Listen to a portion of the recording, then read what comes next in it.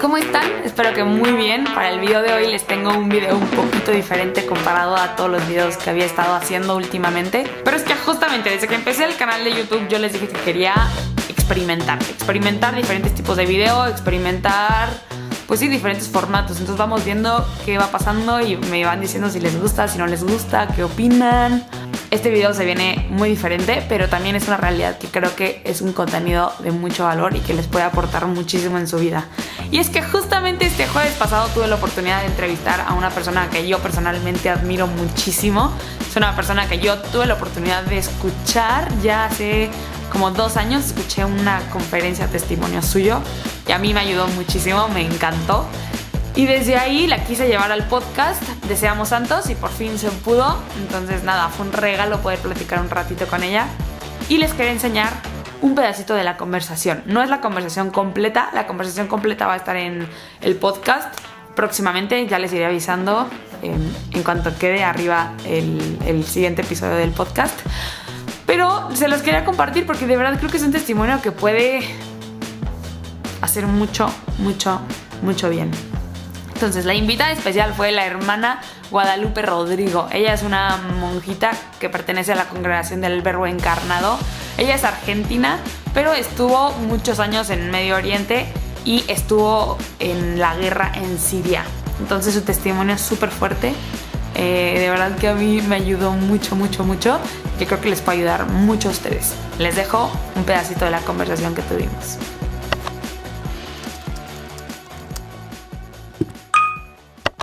Yo nací en Villa Mercedes, San Luis, en una pequeña ciudad de Argentina, en una familia muy católica, y entré al convento teniendo 18 años y teniendo 23 me destinaron a la misión y estuve casi 20 años en Medio Oriente. Bueno, mi primer lugar de misión fue Belén, Tierra Santa, y después me destinaron a Egipto. Ahí estuve unos 12 años. A mí me tocó durante 9 años superiora regional, o sea, provincial. Okay. Tenía a cargo 7 países de Medio Oriente, 20 comunidades, muchos viajes, mucho trabajo. Me encantó, por supuesto, para un año de misión espectaculares, no cambió por nada. Pero me mataron. Claro. Mi salud, que de por sí yo tengo salud floja, siempre fui de salud floja, o al menos desde que entré al convento, digamos, siempre con problemas de salud. Entonces esos años en Egipto me deterioraron bastante. Y cuando terminé ya el tercer periodo como superiora, y ya terminaba, ya era lo último que se podía hacer, así que terminé, gracias a Dios, terminaba, era 2010, y yo pensé, necesito un tiempo tranquilo, necesito un descanso y recuperar fuerzas y recuperar mi salud. Entonces pedí a mis superiores que me permitieran un par de años en algún lugar tranquilo. Y yo prefería en la zona, porque yo quería quedarme en Medio Oriente, digamos, ya era mi mundo, mi gente, ¿no? Y entonces yo conocía todos los países donde estábamos presentes. Conocí a Siria, Alepo, que era donde estaba la comunidad, y era de todos los lugares donde estábamos el lugar más tranquilo, ciertamente por lejos, ¿no? Por lejos. Sí, el lugar ideal para descansar y para recuperarme. Entonces, bueno, yo digo, buenísimo, voy, ya no soy superiora, ya no tengo la responsabilidad ¿no? del cargo, y bueno, me puedo dedicar a la música, al órgano, al coro, que me encanta, y seguir estudiando el árabe, y tantas cosas, tantos planes que tenía. Claro. Y duró poco la tranquilidad y la felicidad, porque a los 2 meses empieza la guerra. O sea, una cosa rarísima que nadie se esperaba, absolutamente. Nos sorprendió por completo. En realidad, el conflicto empezó al sur del país. Se tardaron unos meses en llegar a Alepo, los terroristas. Una cosa tremenda. Pero es cierto que los mirábamos todavía de lejos, porque la gente en Alepo, una ciudad muy desarrollada, una ciudad muy grande, muy fuerte, entonces la gente decía, bueno, pero esto no va a pasar, esto está pasando en los pueblos, pero esto no va a pasar en Alepo, imposible que lleguen a Alepo. Los veíamos acercarse, porque yo no recuerdo, empezamos a escuchar las bombas, los bombardeos, los ataques, ya los escuchábamos, después los empezamos a ver. Me acuerdo que nos subíamos a las terrazas de noche o a la madrugada y se veían los ataques. Claro, no eran todavía sobre Alepo, pero fue todo muy rápido. Fue todo muy rápido.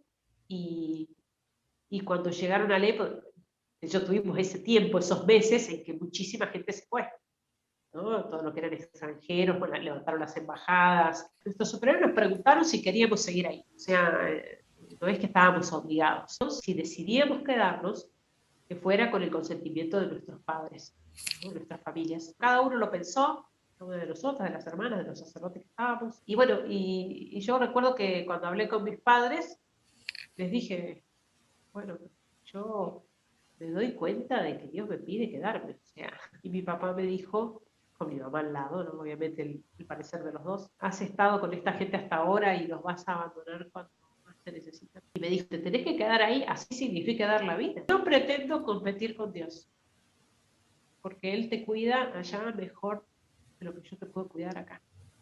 Así que para mí eso fue la confirmación de que me tenía que quedar, ¿no? Yo ya notaba, evidentemente un auxilio especial de Dios, uno lo nota en situaciones así, porque yo no es que naturalmente soy así, me daba cuenta que estaba tranquila, serena, no tenía miedo, no lo tuve nunca durante la guerra, ¿no? Y eso evidentemente es una gracia de Dios. Y por eso nos quedamos, decidimos quedarnos, ya entran los terroristas a la ciudad, toman un barrio de las afueras, en uno de los barrios más estratégicos de la ciudad, en realidad el barrio más alto, y bloquean las entradas de la ciudad, de manera que ya nadie sale ni entra, y eso dura prácticamente un año. Estuve en ese tiempo de guerra 4 años. Por un lado fue experimentar que todo lo que conocía de la guerra era apenas era un chiste, como si fuese una broma, al lado de lo que es la guerra realmente, ¿no? O sea, no sé, haber visto películas de guerra, haberlo leído en la historia, ¿no? La guerra no, la guerra en serio no tiene comparación con todo eso. Eh, era tremendo porque además pensé por lo que significa, ¿no? Una,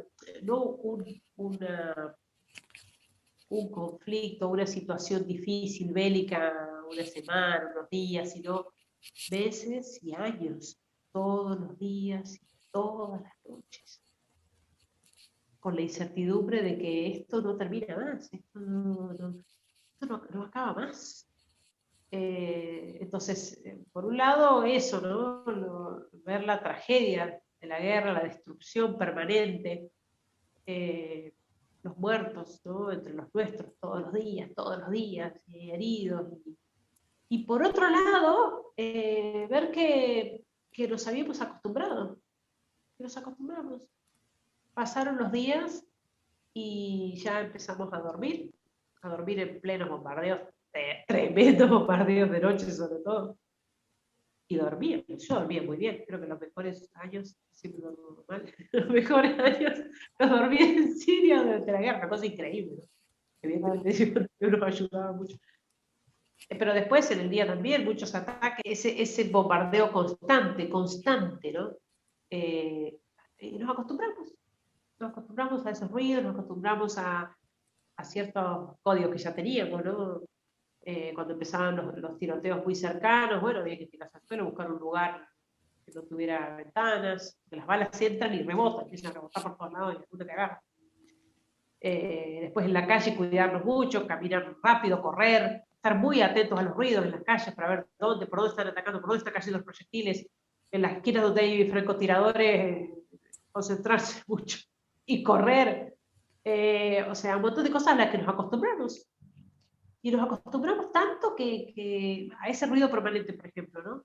De los bombardeos, de los tiros, era permanente, todo el día, toda la noche, fueron años. Entonces, yo me acuerdo que cuando salimos, que pudimos salir al Líbano, y tuvimos un descanso afuera de 2 meses, yo me acuerdo que la primera noche en el Líbano no pude dormir. Y cuando me levanté en la mañana y les pregunté a las hermanas, claro, tampoco, ¿no? Hay demasiado silencio. O sea, ya tanto era habernos acostumbrado a eso. Y se hizo nuestro, no sé, como decir, nuestra música de fondo, ¿no? Y ya estábamos habituados. Yo me acuerdo que salíamos a el Carmelo, lo teníamos al lado, de las Carmelitas, tenía un patio enorme. Y ellas nos prestaban ese patio, muy grande que tenían, para ir a jugar con los jóvenes, ir a jugar al fútbol. Íbamos a jugar, por supuesto, en pleno bombardeo. Cuando veíamos, bueno, ahora que no están tan cerca los aviones, porque aparte ya uno aprende, se acostumbra, aprende a calcular las distancias, los ruidos, más o menos ya se da cuenta. Entonces, ahora, entonces íbamos por un rato, a jugar un rato, y ahora, se vienen los aviones, y corríamos todos y nos escondíamos en una parte de ahí cerca del edificio para estar cubiertos por los muros.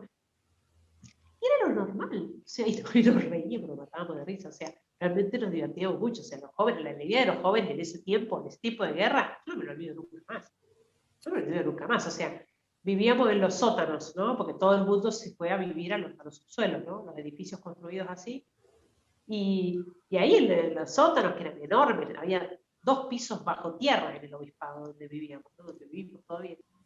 Y ahí hemos hecho campamentos con los jóvenes, ejercicios espirituales, las fiestas que hemos hecho, los festejos, y bautismos, casamientos, y cumpleaños. O sea, una cosa impresionante, en medio del bombardeo. O sea, en general la gente cambió mucho, para bien, pero en los jóvenes fue impresionante. Impresionante. Y nosotros lo veíamos, lo palpábamos así directamente porque teníamos además las estudiantes con nosotros, ¿no?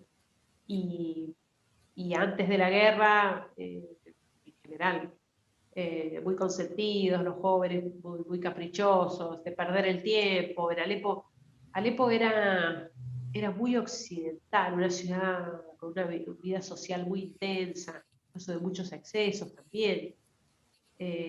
Entonces, los jóvenes también viviendo esta vida mundana, superficial, caprichosa, ¿no? En medio del lujo, del bienestar económico, el materialismo, el consumismo. Y claro, llega la guerra, semejante sacudón. Yo recuerdo que teníamos que estar atrás de las chicas, estudien, aprovechen el tiempo, ¿no? Era una lucha tremenda con las estudiantes. Pero eso no hubo que hacerlo más, se acabó. O sea, cuando empezó la guerra, ellos tomaron conciencia, primero que la vida es una sola, y que en esa sola vida que tenemos se define la otra, ¿no? En esa sola vida se define a dónde vamos después. Pero además que esa vida sola que tenemos es corta, es muy corta. O sea, uno ahí lo experimenta, el contacto con la muerte, con tantos que se fueron, tantos que fueron asesinados, que... Entonces, ellos se dieron cuenta del valor de cada día, el valor de cada minuto, y por lo tanto no hay tiempo que perder, tengo que hacer lo que tengo que hacer. Entonces, ese crecimiento, esa madurez, su personalidad, la voluntad, ¿no? Es ese aprovechar el sufrimiento, porque realmente fue a causa de esa vida de sacrificio y esa enorme prueba que tuvieron que ellos salieron triunfantes. Y ellos lo decían, es que antes estábamos muy entretenidos con las cosas del mundo y nos olvidábamos de lo importante. O sea, es como que esto del sufrimiento, la guerra, la persecución, hizo que pusieran bien el foco. Bueno, ¿a dónde vamos? ¿Qué estoy haciendo de mi vida? Me voy a morir en cualquier momento, ¿a dónde voy? ¿Qué he hecho hasta ahora? Y por otra parte, el hecho de poner el foco, ¿no? La mira ahí en el cielo, en la vida eterna, hace que todo lo demás tenga su verdadero valor, que es pasajero. Todo es pasajero. Pero al aferrarse a lo único importante, que es la vida eterna, el cielo, eso les da una alegría y una serenidad profundísima. Y yo creo que es también una gran enseñanza para los jóvenes de cualquier lugar, no porque no estén viviendo una situación así, ¿no? Si los jóvenes les cuesta encontrar la verdadera felicidad, la verdadera alegría, es porque la están buscando donde no la tienen que buscar, porque normalmente se ponen cosas que son pasajeras y que no llenan porque no pueden llenar el alma, definitivamente es por eso, ¿no? Entonces estos jóvenes yo creo que descubrieron el valor de la vida y el valor de la muerte. Te quería preguntar algo que, no sé, que he pensado mucho. Digo, tú estuviste rodeada de santos, o sea, rodeada de gente que estaba muriendo todos los días por su fe. Y me encantaría saber tu perspectiva, o sea, ya que estás afuera de esta situación, ya que estás en una vida normal, pues sí, en el mundo como de regreso, ¿cómo percibes la santidad? O sea, en el sentido de, porque hasta cierto punto, digo, obviamente la situación que estabas viviendo creo que era muy difícil, pero ¿hasta qué punto era más fácil vivir la santidad ahí o acá afuera? Yo creo que por más que el sufrimiento sea algo de por sí negativo, el dolor es algo negativo, sin embargo, es una escalera hacia la santidad, si lo sabemos aprovechar bien, ¿no? Y entonces, en todos los momentos de nuestra vida donde Dios permite una prueba, un dolor, un sufrimiento, una enfermedad, es porque nos está dando la oportunidad de subir 2, 3 peldaños más en esta escalera, ¿no? Entonces, evidentemente, en un sufrimiento así como el que estaba pasando esta gente, ¿qué es lo que sucedió? Yo creo que los cristianos siguieron adelante con su vida de fe generosamente, o sea, no le negaron nada a Cristo, no le negaron nada. Yo creo que ahí, eso es lo que cautiva de los mártires, ¿no? Los mártires lo dieron todo como Jesucristo, ¿no? Y Jesucristo lo dijo, no hay mayor amor que dar la vida por los amigos. Y eso es lo que hicieron los mártires, eso es lo que hacen los cristianos perseguidos y los mártires. Es no poner condiciones, entregarlo todo por Jesucristo, ¿no? Y por eso esa generosidad y esa radicalidad de los mártires es lo que podemos y tenemos que vivir todos. No solamente en situaciones difíciles, sino siempre. O sea, tenemos realmente la posibilidad de vivir como los mártires, ¿no? Y de hecho, el movimiento laical de los nazarenos, ¿no? que surgió a partir del testimonio de los mártires. Miles de personas. Empezó acá en Argentina, pero se extendió a tantos países, miles de personas, todos laicos en general, pero decididos a vivir con la radicalidad de los mártires. Es eso, o sea, es rezar por los cristianos perseguidos, hablar de ellos, difundir su testimonio para que sacudir a más almas y viviendo como los mártires, con esa radicalidad, con esa entrega generosa, sin poner condiciones. Y Dios hace lo demás, porque claro, qué difícil es ser santo, qué difícil es vencerme, qué difícil es avanzar. Es que hay que dar, cuando uno lo da todo, aparte nosotros decimos, Dios no se deja ganar en generosidad, no deja que le ganen, Él nunca deja que le ganen. Entonces, cuando veo un corazón generoso, y Él se apresura y da más, y da más, y da más, ¿no? Entonces, falta, evidentemente hoy en día, falta jugarse, hoy en día en general lo que se ve en Occidente, y que nadie se juega por nada, ni por nadie, ese es el tema, ¿no? Ni hablar de dar la vida por otro, jugarse por alguien, decir, bueno, entonces, el darlo todo por Jesucristo, cueste lo que cueste, y por la fe, y por la moral cristiana, católica, eso es lo que nos va a llevar a una verdadera santidad. Y por eso los mártires vienen justo en esta época, que está dominada por el masomenismo. El más o menos, todo light, todo cómodo, todo en el medio, todo tibio, todo fácil, todo. Vamos mal, ciertamente vamos mal. Y los mártires, ¿qué hacen? Nos sacuden tremendamente, una cachetada nos dan, porque los mártires no son más o menos, son mediocres, no son un poco, hasta acá. Los mártires lo dan todo y nos interpelan, con su entrega nos interpelan. Por eso están provocando tantas conversiones en el mundo entero. Por eso la necesidad en la evangelización, la necesidad de ser nazarenos, de difundir la causa de los mártires para que se los conozca, para que su testimonio dé fruto en conversiones. Claro. ¿Y cómo vivir ese martirio en el día a día? O sea, ese morir a ti mismo, ¿no? Me imagino que va un poco por ahí. Los mártires vivían fieles a su identidad. Bueno, soy cristiano, me llamo cristiano, entonces me comporto como tal. Soy cristiano, entonces hablo como un cristiano. Soy cristiano, entonces me visto como un cristiano. Y frecuento los lugares que frecuenta un cristiano. Y me desenvuelvo en la sociedad y entre mis amigos y en mi trabajo como un cristiano. Es decir, eso es a eso nos empujan los mártires, a vivir fieles a nuestra identidad de cristianos. Porque nuestro problema hoy en día es hacer recortes. Y entonces comportarnos de una manera, voy a la iglesia o eso en casa o lo que sea, pero después entre mis amigos en mi trabajo, me muevo o pienso con los criterios del mundo, como un mundano más, ¿no? Incluso hasta negando mi identidad tantas veces, negándola, aguándola, disimulándola, por miedo, porque hay burlas, porque lo que sea, discriminación, lo que sea, ¿no? Por miedo al que dirán, por tantas cosas. Una identidad así aguada, una identidad así evidentemente no puede dar fruto. Y por eso hay que jugarse por lo que uno cree y jugarse por lo que uno ama. Es la única manera. 100%.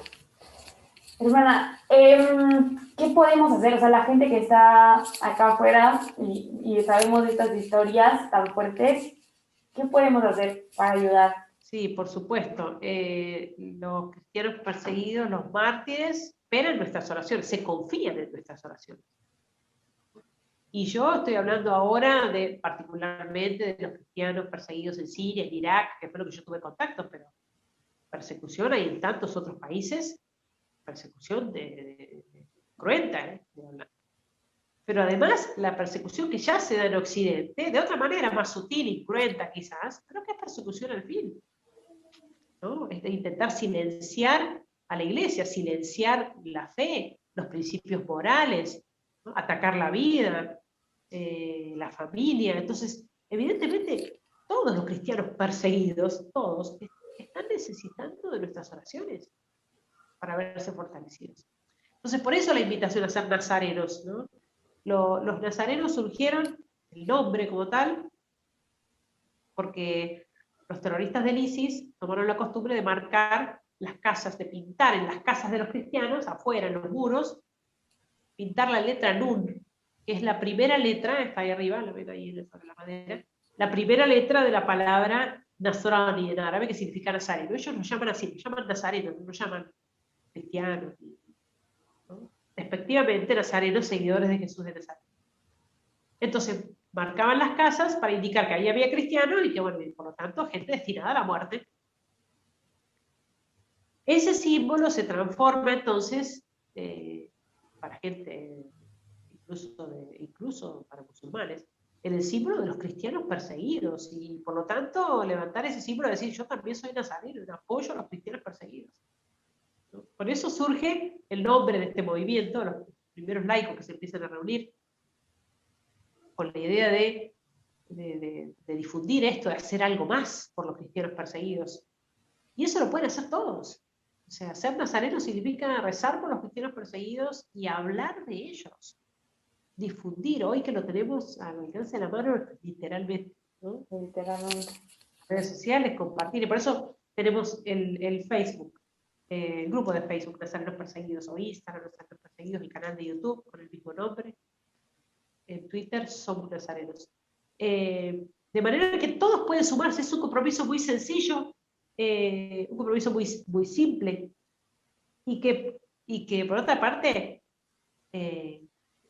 involucra a todo cristiano. Y por eso yo los invito a sumarse. Por supuesto que hay nazarenos, tanto aquí en Buenos Aires, en Argentina, como en distintas partes del mundo, que están más comprometidos, que se quieren comprometer más todavía, que hacen ya tareas de apostolado, de difusión con nosotros, o que incluso se comprometen en su propia vida, ¿no? A través de los consejos evangélicos, como laicos consagrados nazarenos, ¿no? También algo reciente, laicos y laicas consagrados.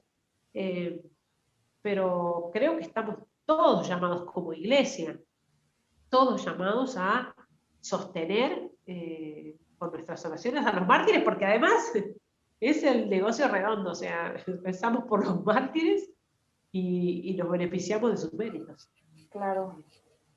¿No? Entonces eso hay que difundirlo, hay que aprovecharlo. Simona, pues de verdad, no sé el regalo que ha sido escucharte. Me encantaría escucharte 3 horas más, pero bueno, de verdad muchísimas gracias por darte el tiempo, muchísimas gracias por tu testimonio, por hablar tanto de esto.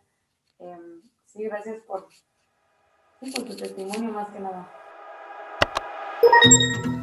Y a ver, este tipo de testimonios creo que ayudan mucho, uno, para despertarnos y hacernos un poco más conscientes de la realidad que está pasando hoy en día, porque hoy en día sigue pasando en el Medio Oriente o en otros lugares, o lo afortunados que somos de poder vivir nuestra fe como la vivimos, y que sí, aunque estamos siendo atacados, al final no es lo mismo a que te maten literalmente por tu fe, ¿no? Entonces, creo que ayuda mucho a eso, pero también ayuda mucho a cuestionarnos sobre lo que es el martirio en nuestra vida y en nuestro día a día, ¿no? Creo que a veces cuando pensamos en el martirio pensamos en gente que da literalmente el martirio rojo, ¿no? El martirio de sangre, el martirio que son decisiones muy grandes y increíbles y heroicas, podríamos decirlo, ¿no? Es el momento decisivo en el que la gente dice, decido dar mi vida por Cristo, ¿no? Y la da y muere por Cristo. Pero creo que también existe el martirio blanco, lo podríamos llamar, y es el martirio del día a día, es el martirio al que todos estamos llamados, porque tal vez no todos estemos llamados al martirio de sangre, ¿no? Creo que son pocas las personas que, pues sí, que a veces logran tener esa gracia, porque yo creo que es una gracia el poder dar tu vida por Cristo de esa manera. Pero sí, todos los cristianos, todos estamos llamados a un martirio en nuestro día a día, a una muerte diaria, a un morir a ti mismo constantemente, ¿no? Y que a veces se nos olvida. A mí se me hace súper fuerte la respuesta de la hermana Guadalupe, ¿no? Le pregunto, ¿cómo vivir ese martirio en el día a día? Y ella habla de vivir conforme a tu identidad de cristiano, tu identidad de hijo de Dios. Y es que no debería de haber diferencia entre los cristianos que están muriendo por su fe en Siria y están dispuestos a dar su vida y nosotros. No debería de haber diferencia, pero ¿cuántas veces nosotros no vivimos conforme a nuestra identidad? ¿Cuántas veces nosotros no somos capaces de vivir ese martirio en el día a día, de morir a mí mismo y morir a mi comodidad y morir a mi soberbia y morir a mi pecado y morir a lo que el mundo me invita a que haga y vivir para Cristo? Vivir ese martirio al que estamos llamados todos, ¿no? Entonces, nada, en serio espero les haya ayudado esta conversación. Ya me urge que escuchen la conversación completa, creo que pues sí está más completa. Y de verdad que también investiguen mucho sobre la vida de la hermana Guadalupe, creo que es un testimonio increíble. Digo, yo tuve un ratitito para platicar con ella, me hubiera encantado preguntarle muchísimas más cosas, pero no nos alcanza el tiempo. Pero de verdad, vayan a investigar de su testimonio, de los testimonios de todos estos jóvenes que están muriendo diario, están muriendo muchísimos mártires, y que yo creo que estos mártires que están muriendo allá de verdad nos están levantando a nosotros, ¿no? A mí me ayuda mucho una imagen que me dieron ya hace un tiempo que habla sobre la comunión de los santos, ¿no? Y es que hace cuenta que toda la iglesia católica y todos los católicos somos como una sábana, ¿no? Cada uno es un hilo y somos una sábana. Pero ¿qué pasa si tú jalas un hilito de la sábana, solo un hilo, y lo elevas un poquito? Elevas a toda la sábana, toda la parte de aquí se va elevando también. Entonces, creo que eso es la comunión de los santos. Cuando hacemos algo bueno, elevamos a toda la iglesia con nosotros. Cuando hacemos algo malo, también bajamos a toda la iglesia con nosotros. Entonces, eso, saber que estos mártires están elevándonos, ¿no? Que sus acciones también nos ayudan a nosotros por esta comunión que existe. Y que nosotros, pues sí, también recemos mucho por ellos, pero que también nosotros vivamos ese martirio y vivamos ese cristianismo y conforme a nuestra identidad de cristianos y de hijos de Dios en nuestro día a día. Y bueno, eso fue todo por el video de hoy, espero les haya gustado. Díganme si les gustó este nuevo formato, si no tanto, si prefieren el otro tipo de videos mucho más rápidos. Sí, díganme qué opinan y nos vemos la próxima semana.